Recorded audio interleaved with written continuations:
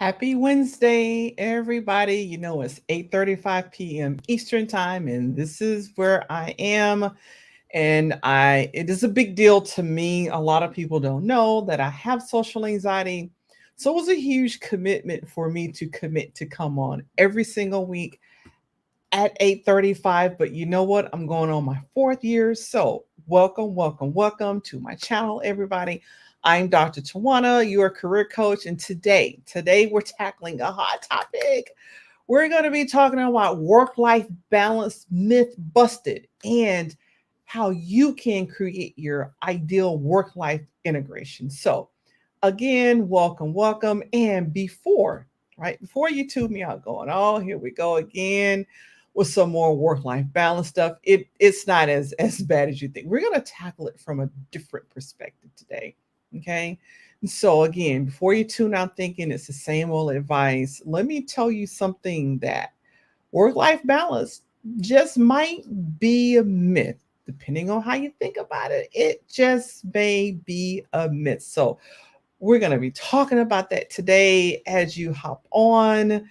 Go ahead and let me know in the comments where you're hopping on from. If you have questions, if you have comments, feel free to drop those and I will see them and answer them while I am on live on air, right? So yes, it just might be a myth. You kind of heard me talk about this before, but yes, we're gonna tackle it again. Okay. So again, work life myth, the balance. It's a myth. We're gonna bust it though. We're gonna talk about how do you create your ideal work life integration. That's what we're talking about today. So we really want to mention work life integration. So this video is all about busting the work life balance myth and to show you how to craft an ideal work life integration strategy for a fulfilling career as well as a thriving personal life. They're both important. No one's more important than the other. So here's the thing, there's a flawed balance model. Why is work life balance a myth? Well, here's a problem with it. You know, most people present it as it implies there are two aspects that they're a separate part of our lives and they're separate entities, and they're like, most people often say, it's like a seesaw, right? It's one going up one side, one's going down the other side. Thing about that is, if you imagine a seesaw, you know tilt towards work and then your personal life suffers. Tilt towards your personal life, then your career falls behind. And that just doesn't really reflect our reality, because it means at some point we're going to be unhappy. Like either one or the other, we're going to be unhappy. And so the advantage of integration is this: work life integration, on the other hand, it acknowledges the interconnectedness of both of the areas. Both of these areas are connected. And so you can fuel your passions, right? Your career can actually fuel your passions. I know mine does. I own two businesses and I'm passionate about them both. So your career can fuel your passions, but your personal well-being can enhance your work performance, right? And so it's better to think of it like a delicious stew. You have all the different ingredients that all come together, and then they create something that's greater than the sum of all the individual parts. Because if you like carrots, you throw it in your stew, and if you like beef, or if you like tofu beef, and you like tomato paste or tomato sauce, and you onions, whatever it is, all the different parts that make it up, they're just different. They're just separate parts. When you come together, it makes a really good tasting stew.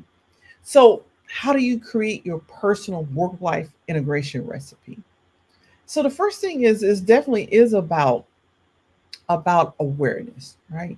You definitely want to have self-awareness. So go ahead and if you don't already have one, grab a pen and grab a paper, or you can use an open document if you don't like Word or something, you're on Google Sheets or something.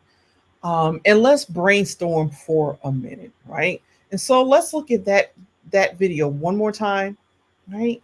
So what values actually matter to you?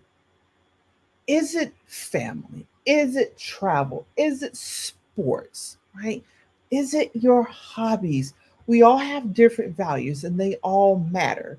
And so when you're sitting down on your paper, have values, write down values, and write down what truly matters to you outside of work.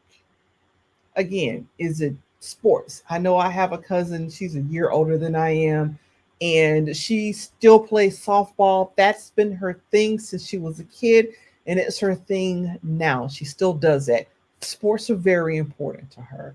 Maybe it's family. People travel together and they celebrate everybody's birthdays or holidays. Maybe it is travel. Maybe it's about your hobbies. Maybe it's about your volunteer life. But whatever it is, just write them all down, right? And then also, the next column, the next heading, I want you to put work style. Are you an early bird or are you like me, you're a night owl? My brain turns on about 11:30, 12 at night, and whew, I'm ready to go until 8, 6, 7, 8 o'clock the next morning, right? Do you thrive in a fast paced environment, or would you prefer like a more structured routine where you understand what's coming and when it's due, and it's pretty much routine? It comes around about the same time every time. And then the last column that I want you to put, or last heading, is energy levels. When are you most productive? You know, is it first thing in the morning? Are you one of those 3, 4, 5 o'clock up in the morning persons? Oh, just never was me. Even I was in the military and had to get up that time, right? Just not the morning person. But are you like mid morning? Is that your time? Or are you late afternoon? I got to tell you, I have sleep apnea. So for me, between 1 ish and 3 ish is not my time of the day. So I have to get things done, kind of that 10 to 12, because I just get so sleepy later in the afternoon because of sleep apnea, right? Here's the thing: knowing your peak energy hours just really helps you to schedule your more demanding tasks for that time. That's why it's important to know that. And, when you're not at your best, look at that as a time to delegate, because you have your more demanding tasks on your peak time. And then look at delegating during those other times. Because I'm telling you, I'm not at my best, unless I get up and I walk outside and I walk around. I'm not always at my best at time of the evening. So I try not to do my heavy stuff. And I like to do my people stuff, because being with people kind of energizes me, right? But again, by understanding your values and your work style and your energy levels, you can create a personalized integration plan, right? I remember, when pretty much everybody but me and my family, when they traveled, they would get up that 3 in the morning, 2 in the morning, and 4 in the morning. They will pull out like 3, 4, 5 o'clock in the morning. And so I was doing that too, because that's what everybody else did, because that's when you were supposed to travel. The thing was, is if I pulled out at 5 o'clock, sometimes by 6:45, 7 o'clock, I needed a nap. Then I may need another nap about 8:30 ish, and then sometimes by 10:15, I would have pulled over 3 to 5 times taking a nap, because I'm just not an early morning person. And so when you look at integration, I realize that I'm not the early morning person, and it's okay to leave at 6:30 or 7 o'clock in the morning, because I didn't stop. I didn't stop to take naps. And so when we're looking at integration, if you're not a morning person, look at creating your integration plan around that. What is your best time? Or if you are the morning person, then definitely create your heavy stuff in the morning, right? It is all about doing what fits you, what fits together for you. Now, let's get practical, because we do need some actionable strategies to really integrate your work life seamlessly. So it is important to be able to set boundaries. And I understand I am a recovering people pleaser. I don't do as much people pleasing, nowhere near of what I used to. But sometimes it's hard for you, if you are people pleaser, to say no and set those boundaries. But you do have to learn how to set boundaries. You got to communicate your working hours effectively and clearly. And you can also utilize the tools, utilize your tech. Do not disturb signs, put signs on your door, block it off your calendar, schedule work focused blocks, right? Because you have to have some kind of boundaries. Otherwise, work will overrun your personal life, or the opposite, your personal life will overrun work, especially with so many folks doing hybrid or remote work activities now. And then two is go ahead and batch similar tasks. For instance, group your emails around the same time you're going to do your phone calls or administrative tasks, to free up time for deep work and personal pursuits. Most of the time, emails are not that deep work. And if they are, maybe categorize the deep ones and then take care of all the other things. This is a couple of things. You get all the same things done at about the same time, and then you can get that shot of dopamine to your brain that says, "Oh, I scheduled this, I got it done," and now you're more motivated to go on to the next task. Now, I mentioned it a moment ago. Do leverage your technologies. There's so many productivity apps out there and time management tools and calendar scheduling so you can stay organized, especially if you have to meet a lot. Get one of those where everybody can put, it looks at everybody's calendar and says, all right, here is when everyone's free versus the going back and forth. Well, are you here this time? No, I'm not. Leverage your tech, make the tech work for you. And then it's just as important to number four, embrace flexibility. Stuff happens. Let's say shift happens. Well, your plans can shift at any moment. So be willing to adjust your schedule, delegate again. There that word is again, delegate tasks or take a quick break when needed. Most people think they're at their most creative when they're in there and they're grinding. Actually, you're not. You're at your most creative when you are resting, when you give that brain a break. I always do this. It has a way of straightening things out there, organizing things, and you're much better problem solver when you take the needed breaks in between, right? Remember, it's about integration, not rigidity. So you need to be able to embrace flexibility. And I know that's tough sometimes because you're like, no, I want to stay on the schedule. That may not be the schedule for you. So be able to use some flexibility, right?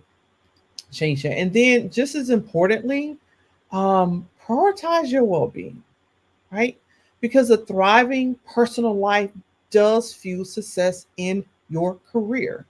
Make non-negotiable time for activities that nourish you, whether it's spending time with your loved ones, whether that's exercising or attending, going playing. If you work on a team, you play on a team, playing for your team, having that time into practice, or just pursuing your hobby. Or if you're like me, I love to travel, so I'm always trying to got a couple of trips coming up again, so I'm always traveling and getting things ready for that. Because again, a well rested, healthy, and happy you is a more productive and fulfilled executive or employee at work, right?